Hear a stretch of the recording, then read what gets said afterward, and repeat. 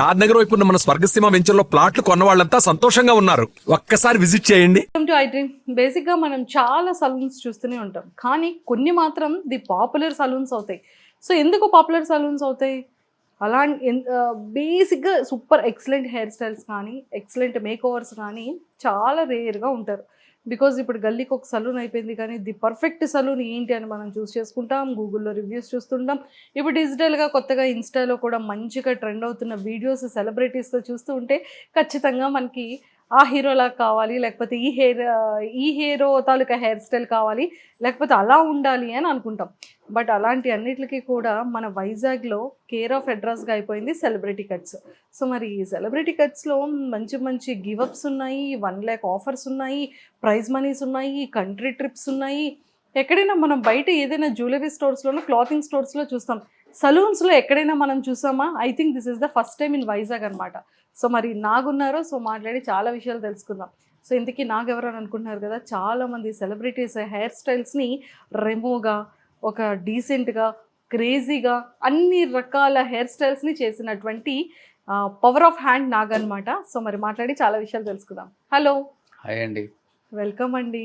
Thank you very much. మిమ్మల్ని కలుసుకు చాలా కాలం అవుతుంది. 2 years. ఆల్మోస్ట్ 2 years అయిపోయింది. 2 years అయిపోతుంది. సో మొత్తానికి హైదరాబాద్లో కెమెరా ఆన్ చేసి అక్కడ కట్ చేస్తే ఇక్కడ వైజాగ్లో ఎస్. అక్కడ సెలబ్రిటీస్ అందరూ ఏమైపోవాలి నాకు? అంటే లేదండి, సెలబ్రిటీస్ ఎవరైతే అందరికీ కంటిన్యూ చేయడం జరుగుతుంది. నేను హైదరాబాద్ షూట్స్ ఉంటే చేసుకొని మళ్ళీ వైజాగ్ వస్తున్నాను. Hyderabad Vizag Hyderabad up and down. అవును కదా, హైదరాబాద్లో అంత మార్కెట్ ఉంది. హైదరాబాద్లో చాలా ఫేమస్, అందరు సెలబ్రిటీస్కి మేక్ ఓవర్ చేస్తుంటారు. హెయిర్ కానీ, మేకప్ కానీ, బియర్డ్ స్టైల్స్ కానీ ఇన్ని చేసి హైదరాబాద్లో సలూన్ ఓపెన్ చేయకుండా వైజాగ్లో సెలబ్రిటీ కట్స్ ఓపెన్ చేయడానికి రీజన్ ఏంటి? తప్పకుండా హైదరాబాద్లో ఓపెన్ చేస్తామండి. బట్ మార్కెట్ అనేది ఎక్కడైనా ఉంటుందండి.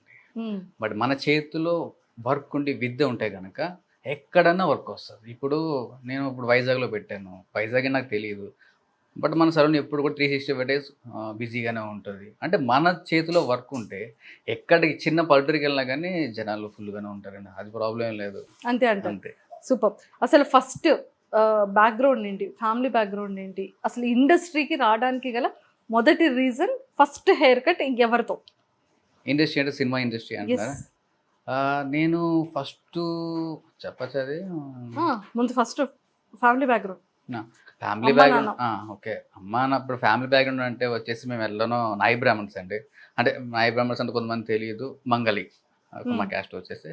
చిన్నప్పటి నుంచి ఇదే వర్క్ అందరూ. బట్ నాకు ఇష్టం ఉండేది కాదు. నేను టాటూస్ నేర్చుకుందాం అనుకున్నాను. టాటూస్ ఇంట్రెస్ట్ నేర్చుకున్నప్పుడు అప్పట్లో మన దగ్గర అంత బడ్జెట్ లేదు. మా అమ్మగారు ఏమన్నారంటే, ఫస్ట్ నాకు ఒక కజిన్ ఉన్నాడు. ఆ కజిన్ అంటే వాడు ఒక సలూన్లో అకాడమీలో జాయిన్ చేశాడు. అంటే జాయిన్ చేయడం ఇన్ ద సెన్స్ వాడు హెల్ప్ చేశాడు నాకు. అక్కడి నుంచి తర్వాత నేను హైదరాబాద్ చిన్న చిన్న సలూన్లో చేయడం తర్వాత హకీం సలీం మన ఒక సలూన్లో ఒక 2-3 years వర్క్ చేశాను. అక్కడి నుంచి సినిమా ప్రస్థానం స్టార్ట్ అయ్యింది. చాలా కొన్ని మంచి జరిగినాయి, చాలా మటుకు బ్యాడ్ కూడా జరిగింది. అందరికీ తెలిసిన విషయం అది. మళ్ళీ దాని గురించి ప్రస్తావించుకోవడం వేస్ట్. అంటే ఎందుకని అప్పుడు ఆ ఫ్యామిలీతో డిస్టర్బెన్సెస్ వచ్చాయి? అంటే ఏమీ లేదండి, లేచిన వేళ విశేషం అంతే, అంత మించి ఏమీ లేదు.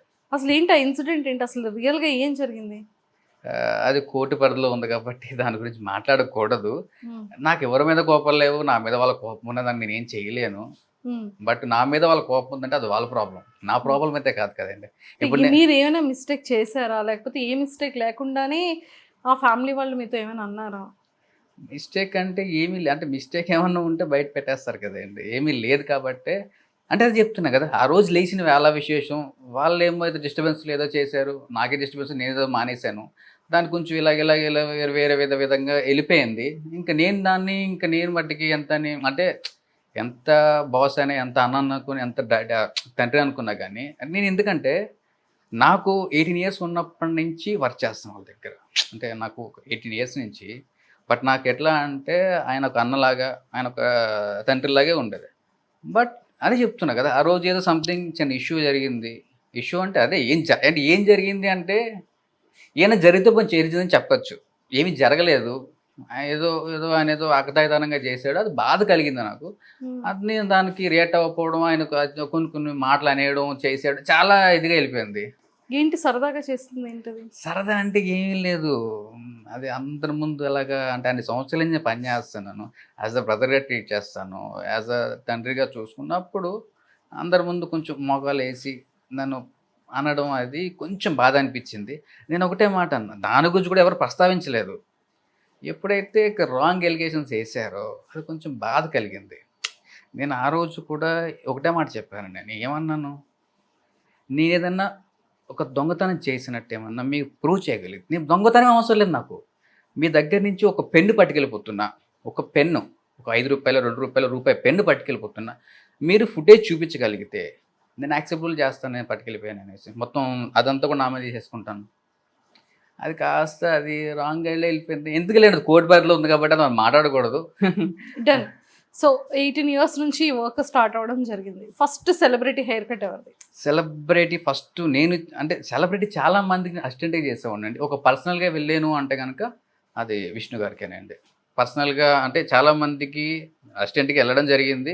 అంటే ఒకరి దగ్గరే ఎక్కువ కాలం చేయగలిగాను అంటే గనక అది విష్ణు గారే. మంచు విష్ణు గారు. మంచు విష్ణు గారు. ఓకే. సో ఇంకా ఎంతమందికి మీరు ఇది చాలా చేశారు? మంది చేశారండి. తర్వాత రీసెంట్ గా ప్రదీప్ శేఖర్ మాస్టర్ వచ్చారు. శేఖర్ మాస్టర్ గారికి చేస్తాను. ప్రదీప్ గారికి చేశాను. సుధీర్ గారికి చేశాను. అది చేశాను. ఇంకా వెన్నెల కిషోర్ గారికి చేసేవాడిని. హీరోయిన్స్ చాలా మంది లావణ్య గారికి చేశాను. అంటే చాలా మంది ఇంక అలా చెప్పుకుంటా పోతుంటే ఇంక చాలా మందికి అలాగా మ్మ్. చేయడం జరిగింది.